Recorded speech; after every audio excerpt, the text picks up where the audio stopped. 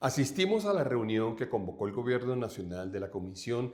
de Concertación de Políticas Salariales y Laborales durante esta semana en razón del fallo del Consejo de Estado que suspende temporalmente o cautelativamente la aplicación del decreto de aumento del salario mínimo que se emitió en diciembre del año pasado. Fuimos representantes del gobierno, representantes de los trabajadores y representantes de los empleadores, y cada una de las partes expresó su opinión, que quedó consignada en el acta que seguramente saldrá durante los próximos días. Allí no estábamos tomando una decisión,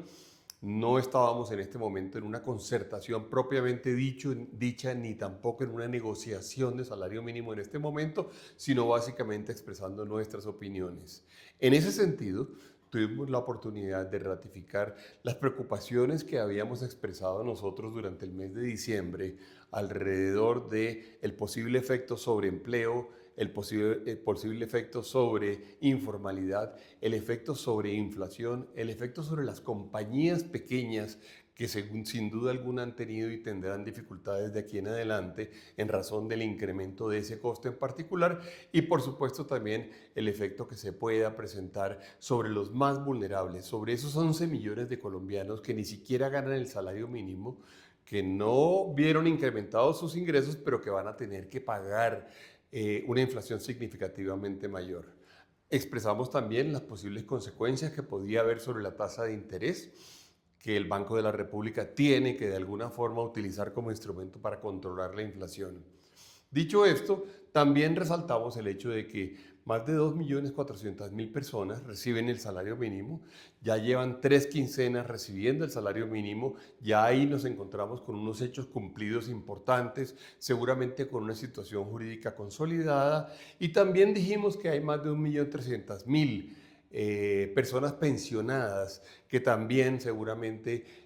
han tenido, digamos, durante este mes y medio transcurrido hasta ahora, un cambio importante en sus ingresos que para estos dos grupos puede haber significado, primero, una planificación de su vida, una planificación de sus obligaciones, de cómo de aquí en adelante eventualmente adquieren crédito, por ejemplo, ante el sector financiero, y cómo toda esta situación se convierte realmente en una situación que tenemos que tener en cuenta en este momento, a mediados del mes de febrero, al momento de tomar una decisión. Nos preguntaron nosotros qué opinábamos y dijimos que dada esta realidad de casi estos 4 millones de personas, era muy difícil en este momento que Colombia tomara la decisión de reducir el salario o de reducir los ingresos de todo este grupo poblacional tan importante.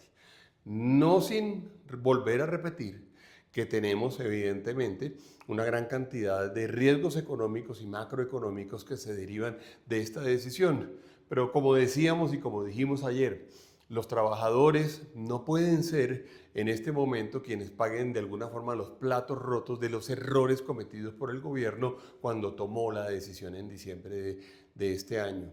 Por último, resaltamos la posición del Consejo de Estado, quien falló en derecho, quien tomó una decisión transparente, una decisión jurídicamente sustentada alrededor de las demandas que ha recibido, que entiendo que son ya en este momento más de 38 demandas alrededor del tema de salario mínimo, y que emite una opinión y le pide al gobierno nacional que tome una decisión, que será solamente del gobierno nacional, en donde tendrá que definir cuál es ese nuevo salario mínimo o ese salario mínimo, si es el mismo que tenemos hoy en día, que fue lo que nosotros de alguna forma recomendamos por las razones ya explicadas, pero tiene que decir cuál es el fundamento que hay detrás de la toma de esa decisión. Esto es muy importante porque el Consejo de Estado de alguna forma le está estableciendo límites al Ejecutivo en términos de lo que puede hacer y lo que no puede hacer, en términos de cómo se tiene que comportar, por ejemplo, en la comisión de concertación o en el proceso de concertación si no hay acuerdo entre las partes y llegamos al 15 de diciembre.